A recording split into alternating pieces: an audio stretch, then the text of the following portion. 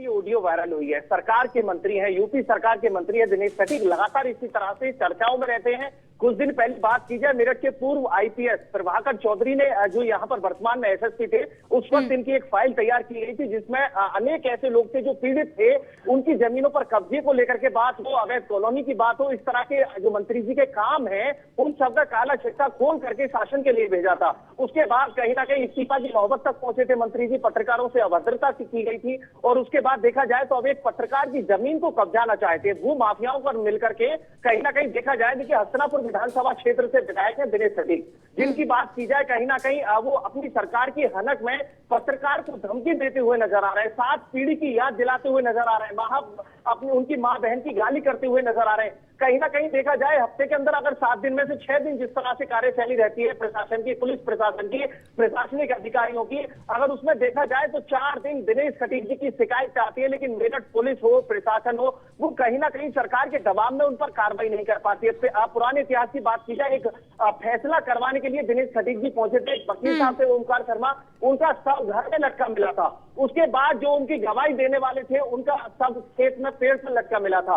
तो इस तरह के इनके कारनामे हैं। एफआईआर दर्ज हुई थी, उसमें विधायक जी का नाम क्लियर हुआ था, उस वक्त ये विधायक थे, उसमें नाम क्लियर होने के बाद मेरठ पुलिस मेहरबान रही थी, गिरफ्तारी नहीं हो पाई थी, वकीलों ने लगातार हंगामा किया था, मेरठ में धरना दिया गया था। उसके बाद मंत्री जी का 2 बार इस्तीफा की नौबत आ गई है। थाने में बैठ करके धरने पर बैठे थे एक मुकदमा लिखवाने के लिए, कोई इनका सहयोगी था उस पर मुकदमा लिखवाने के लिए, पुलिसकर्मी एक सिपाही पर मुकदमा लिखवाने के लिए धरने पर बैठे थे। धरने के बाद भी एसएसपी ने, प्रभाकर चौधरी ने मुकदमा दर्ज नहीं किया था, जिसके बाद मंत्री जी इस्तीफा लेकर के घूमते हुए नजर आए थे कि मैं इस्तीफा दे दूंगा, मेरी सरकार में मेरी कोई सुन नहीं रहा है। लगातार देखा जाए हस्तिनापुर विधानसभा की खादर क्षेत्र। अच्छा अतुल, ये तो बैकग्राउंडर हुआ, अतुल ये तो बैकग्राउंडर हुआ।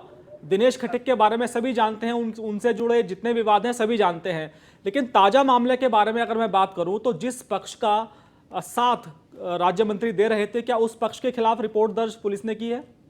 देखिए, फिलहाल पुलिस का कहना है सर कि मामले की जांच चल रही है, उस ऑडियो को पूरा मंगाया गया है, जो पीड़ित है वो अपनी जान बचा करके। अतुल, मैं आपसे दूसरी बात कर रहा हूं, इस मामले में पुलिस ने एफआईआर भी दर्ज की है, आपको जानकारी है? सर, अभी मुकदमा दर्ज नहीं किया है, सीओ मवाना के लिए जांच दी गई है और सीओ मवाना जांच कर रहे हैं, उस ऑडियो के आधार पर मुकदमा तब दर्ज। नहीं अतुल, मैं आपसे दूसरी बात कर रहा हूं। अतुल, इस मामले में एक एफआईआर हो चुकी है, जो पक्ष अवैध रूप से कब्जा करने गया था, मैं आपसे ये जानना चाहता हूं वो राज्य मंत्री के पक्ष का था या कोई दूसरा पक्ष है? वो सर 2 महीने पहले वहां पर विवाद हुआ था, उसका मुकदमा दर्ज हुआ है, लेकिन जो जिस तरह से पत्रकार का मामला सामने आया है इसमें अभी तक कोई मुकदमा नहीं किया गया है। पुलिस जांच करा रही है। जो पहले मुकदमा हुआ था, जो जमीन है देखिए उसका बैनामा हो चुका है, बैनामा होने के बाद में जो पीड़ित है उसको समझौता के लिए बुलाया जाता है, लेकिन दिनेश खटीक जी। अच्छा अतुल, जहां तक मेरे पास जानकारी है इस मामले में पुलिस ने जो राज्य मंत्री दिनेश खटीक है वो जिस पार्टी का पक्ष ले रहे थे उसके खिलाफ पुलिस ने रिपोर्ट दर्ज कर ली है। दूसरा सवाल मेरा आपसे ये है कि जो ऑडियो क्लिप वायरल हो रही है मंत्री जी की, क्या इसकी पुष्टि की है पुलिस ने कि ये आवाज उन्हीं की है या इस पर भी कोई डाउट है किसी को?